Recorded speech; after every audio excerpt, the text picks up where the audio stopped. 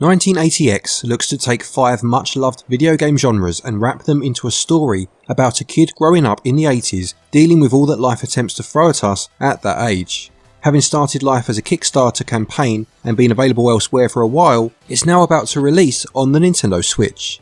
A new life is just a credit away is what it tells us. Is it worth inserting a coin? Well, I'm Glenn for SwitchUp. Thank you to the developers for the review copy, and now let's find out.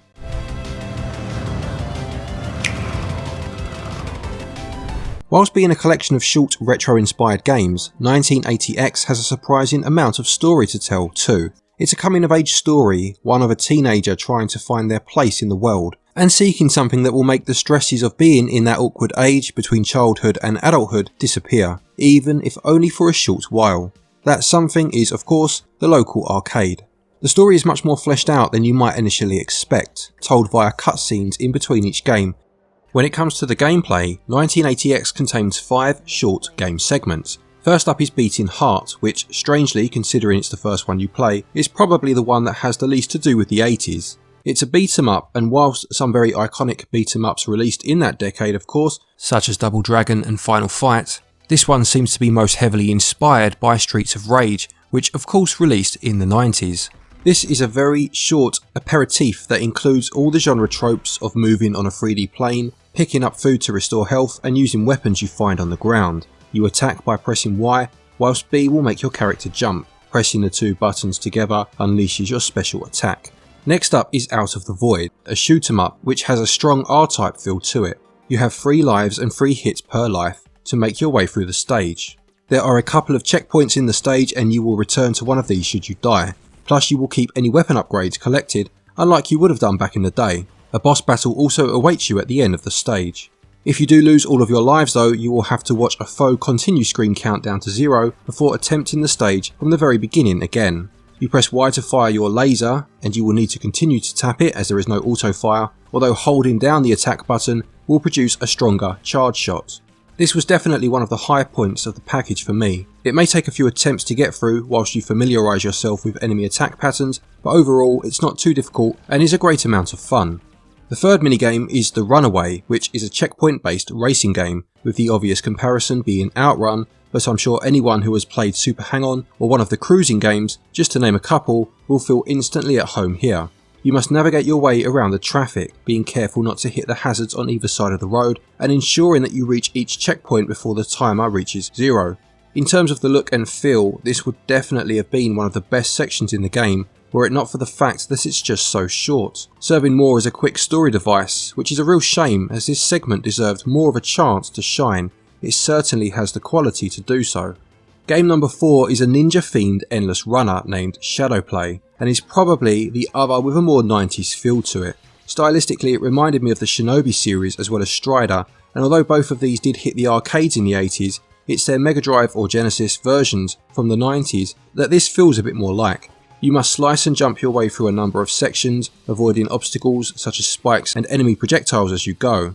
You have a certain number of hit points, and you also have infinite lives in this one, again making it feel a bit more like a console game.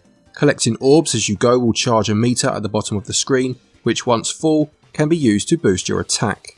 This is one of the longer games and there are a few checkpoints for you to start from should you die. I would say that this one's controls felt ever so slightly loose compared to the other games, and while still perfectly serviceable, you could notice it when you compared it to its peers. The final game is called Killer Screen and is a first-person dungeon crawler.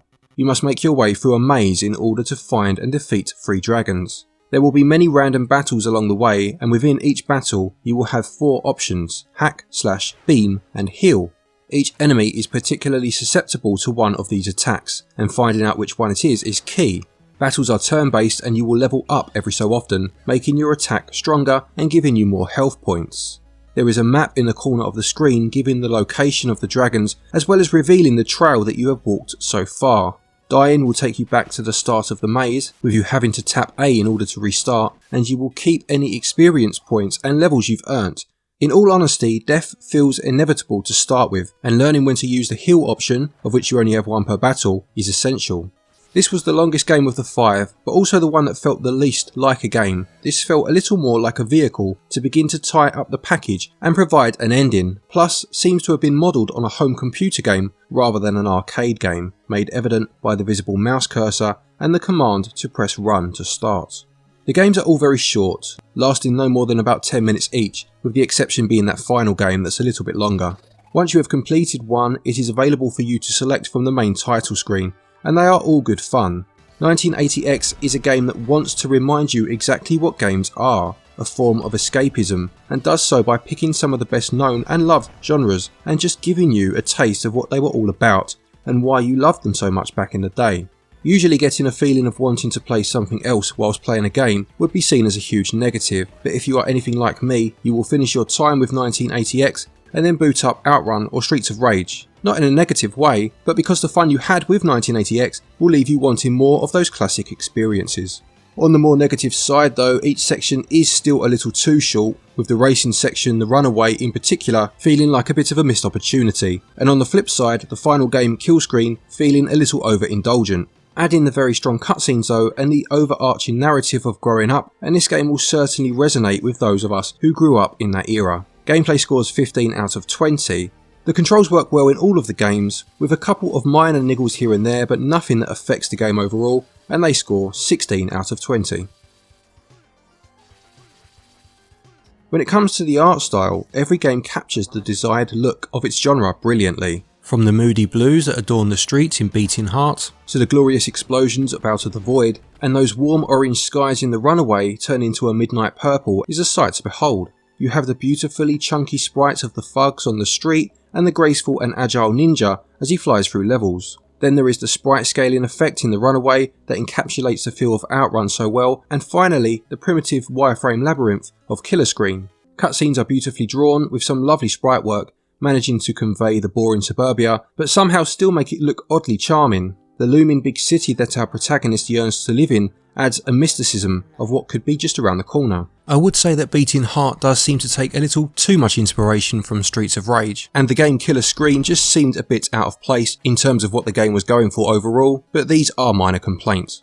Audio wise, well, simply put, the music is sublime, right from the title screen, which sounds like something from Blade Runner, to this calming melody, which reminded me of the underwater section in Super Adventure Island on the Super Nintendo, one of my favourite video game soundtracks of all time. It wasn't until I finished the game and was watching the credits that I realised that legendary composer Yuzo Koshiro, famous for the Streets of Rage series, Shenmue, and the aforementioned Super Adventure Island, actually contributed music to this game, although ironically he didn't compose the piece I mentioned earlier, which came from Swedish duo Anton Dromberg and Daniel Rosenquist. It appears the majority of the music came from them, and major credit where it's due, it's phenomenal. The game is voice acted in terms of its story narration and offers the game quite a melancholic tone. Coupled with the synth music behind it, it again reminded me a little of Deckard's narration in Blade Runner. Aside from this, there are a couple of little sound bites here and there, most notably in that final game, where the voice sounds very similar to the main antagonist in 1983 arcade classic Sinister. Visuals offer a fantastic representation of a number of different genres and scores 17 out of 20. Audio is absolutely beautiful and scores 20 out of 20.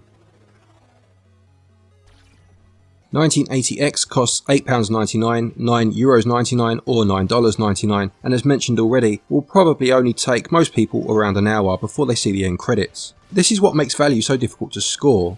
Were it just 5 short games from a drop-down menu, it would have felt underwhelming, but the effort and care that's gone into making this a rounded package that tells a story of the wonders of pure unadulterated escapism should be applauded, especially in a time where gaming has adopted so many cynical and unethical traits. Anyway, I digress. For the package it presents and the quality of its craftsmanship, £9 is a bargain, but I'd be lying if I said I wasn't left wanting a little more. Value scores 14 out of 20.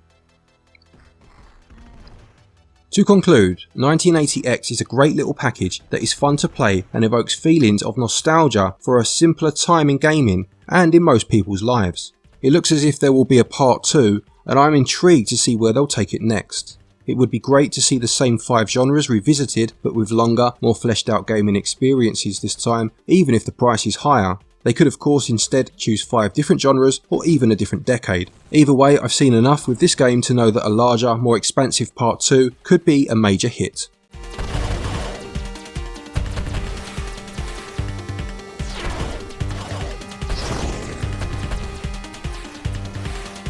"1980X gets a SwitchUp score of 82%.